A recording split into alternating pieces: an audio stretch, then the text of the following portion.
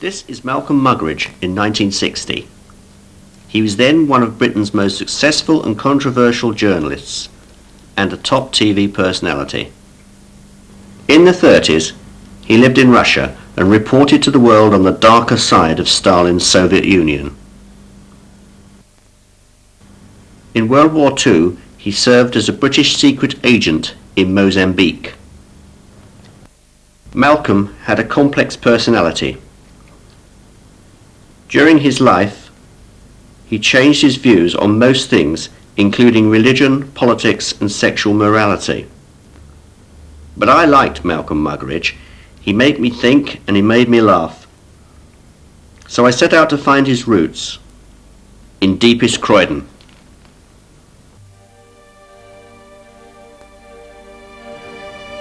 Malcom was born in 1903, and his family lived at that time here in Broom Hall Road in Sanderstead.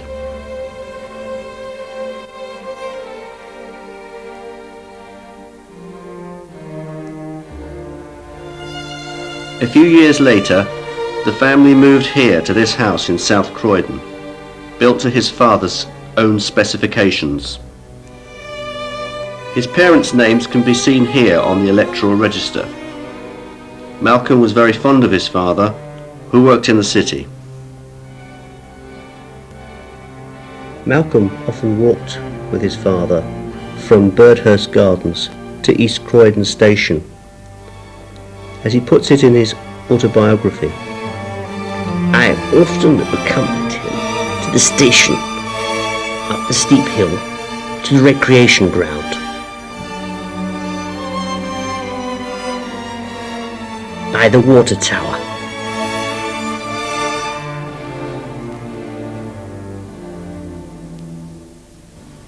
Malcom's father was a Croydon councillor.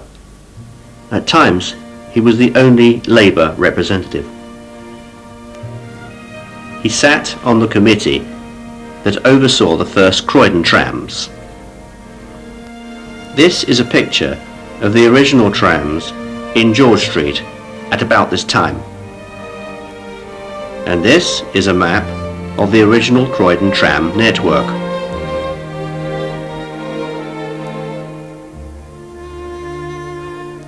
Nearly 100 years later, the trams returned to Croydon Centre.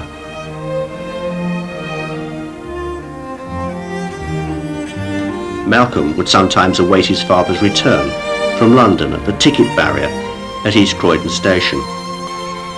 From the station, I often accompanied him to the town hall, down George Street and into Catherine Street. Typically, Malcom described the town hall as a Betjeman beloved building with quite exceptional architectural confusion.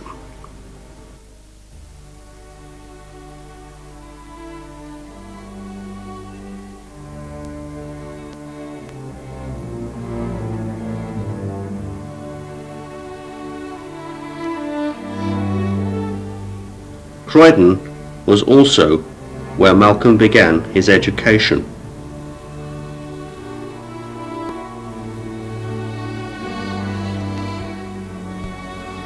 Very properly and logically, my father sent my brothers and me to local elementary and secondary schools. His secondary school was this one in Selhurst, later to become Selhurst Grammar, and he was one of the first pupils. He commented,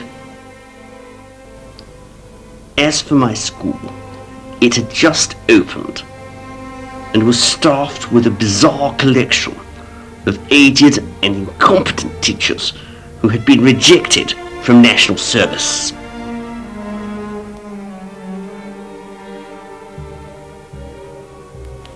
Remarkably, some of Malcom's school records are still kept in the local library.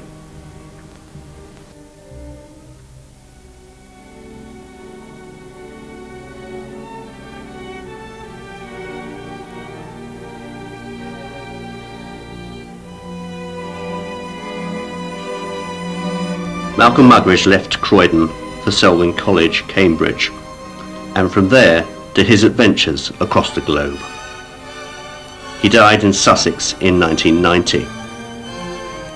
As far as I know, there is no plaque commemorating Malcom Muggeridge in Croydon, but at least someone seems to have named a road after his father.